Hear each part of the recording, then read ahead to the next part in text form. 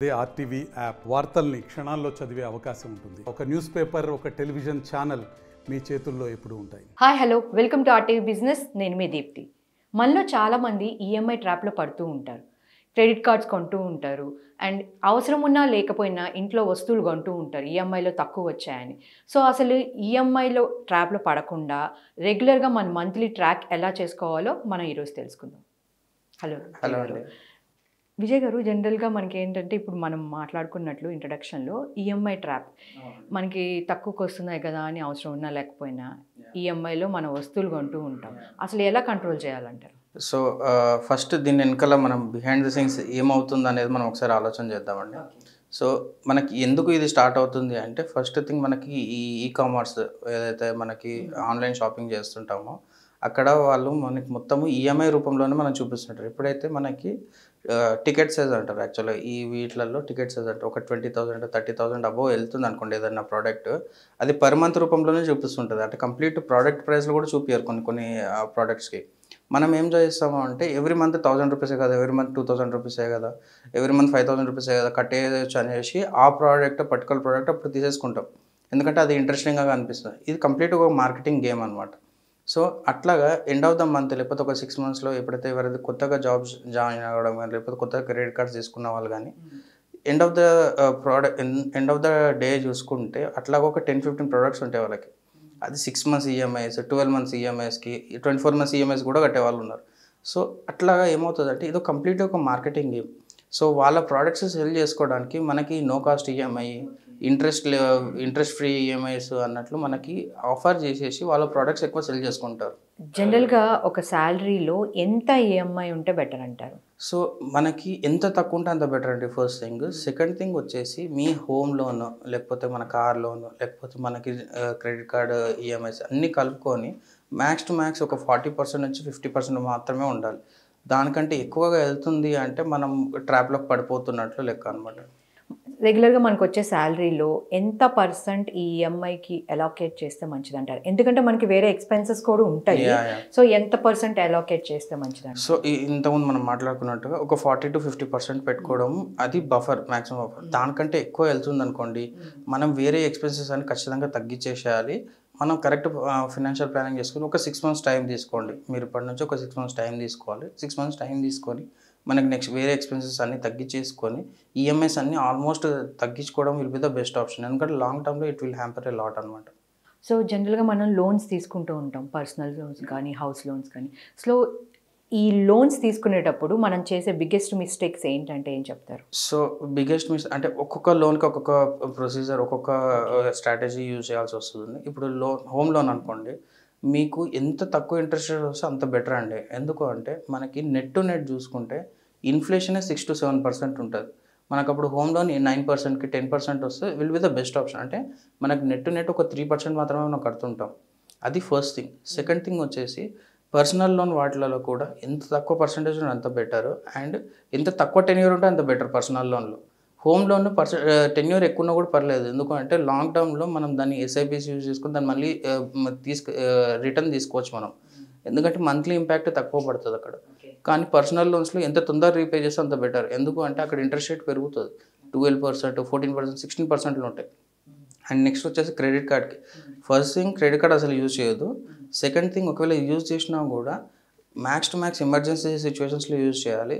And దాన్ని ఒకవేళ EMI convert చేసుకునే ఆప్షన్ వస్తే వేరే ఎక్కడ ఏం సేవింగ్స్ ఉన్నా తీసుకొచ్చేసి credit card bill first clear చేసేసుకోండి. దాని తర్వాతనే మీ ఫినాన్షియల్ ప్లానింగ్ స్టార్ట్ చేసుకోండి. మనలో చాలామందికి ఈ సొంత ఇల్లు కళ అనేది అందరికీ ఉంటుంది. కానీ ఇప్పుడున్న ప్రజెంట్ జనరేషన్లో ఒక ఇల్లు కొనాలంటే చాలా ఖర్చు అది. సో అసలు సొంత ఇల్లు ఉంటే మంచిదంటారా లేకపోతే రెంట్కి ఉంటే మంచిదంటారా? సో ఈఎంఐస్ పాయింట్ ఆఫ్ వ్యూలో ఇది చూసుకుంటే యంగ్ జనరేషన్ వాళ్ళు ఉంటారు, 35-40 years లోపు ఉన్న వాళ్ళకి అసలు ఇప్పుడు హైలీ ఓవర్ వాల్యూడ్ అండి. రియల్ ఎస్టేట్ రిలేటెడ్లో మనకి ఇల్లులు కానీ ఫ్లాట్స్ కానీ అంటే విల్లాస్ కానీ ఫ్లాట్స్ కానీ ఓవర్ వాల్యూడ్. మీరు ఇప్పుడు తీసుకోవడం వల్ల పెద్దగా దాని క్యాపిటల్ అప్రిసియేషన్ కూడా అంత తొందరగా రాదు.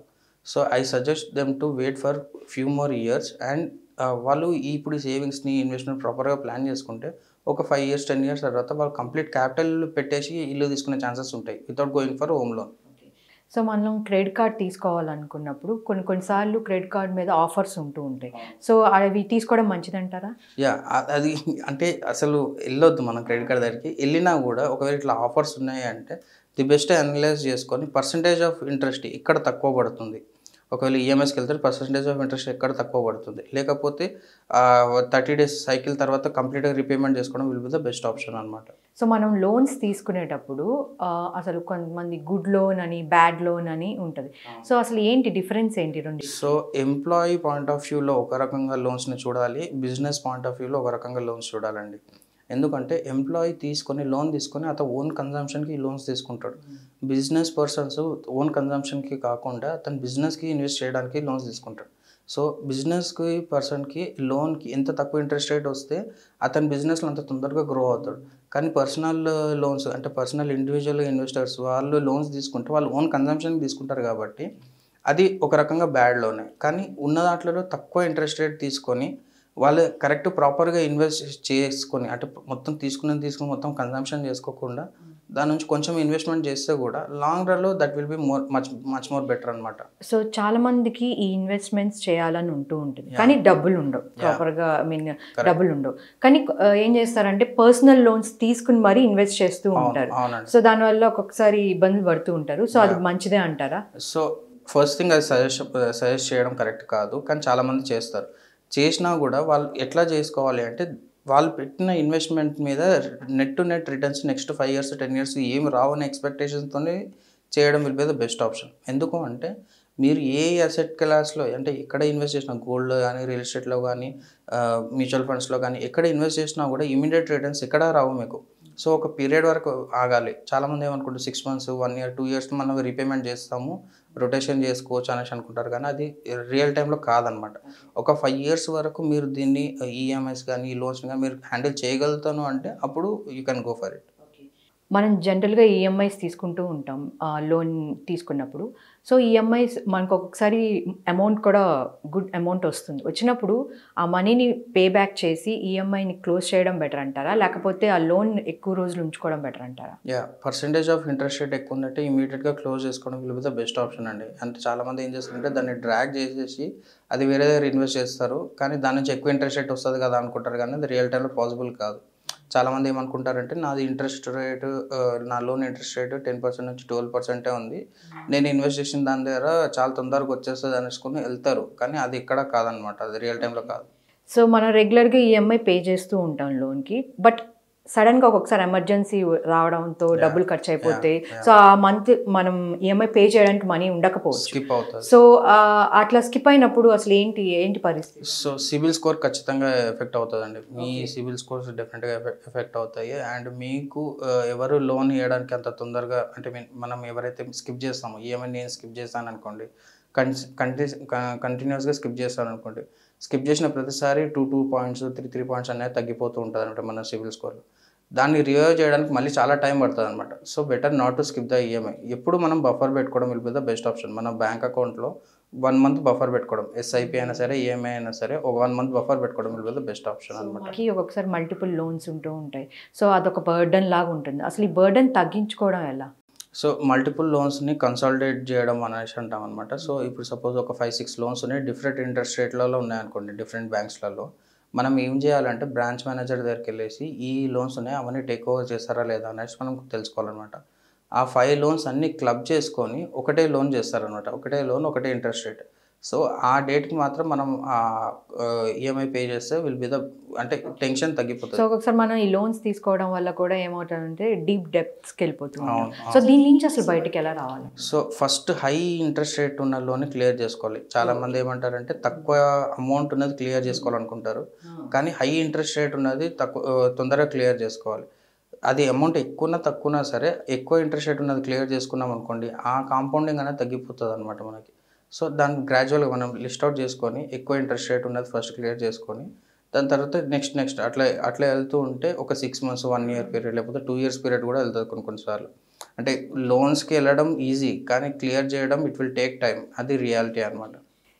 ఈ లోన్ తీసుకోవడానికి బిగ్గెస్ట్ మనీ మిస్టేక్ అంటే ఏం చెప్తారు? యా అసలు రిక్వైర్మెంట్ ఉందా లేదా అని తెలుసుకోకుండానే లోన్స్ తీసుకోవడం, మనకి బ్యాంక్స్ ఆఫర్ చేస్తున్నారని చెప్పేసి హోమ్ లోన్ తీసుకోవడం, బ్యాంక్స్ ఆఫర్ చేస్తున్నారు పర్సనల్ లోన్ తీసుకోవడం, that will be the biggest mistake in my point of view. Thank you అండి, థ్యాంక్ యూ. యూ.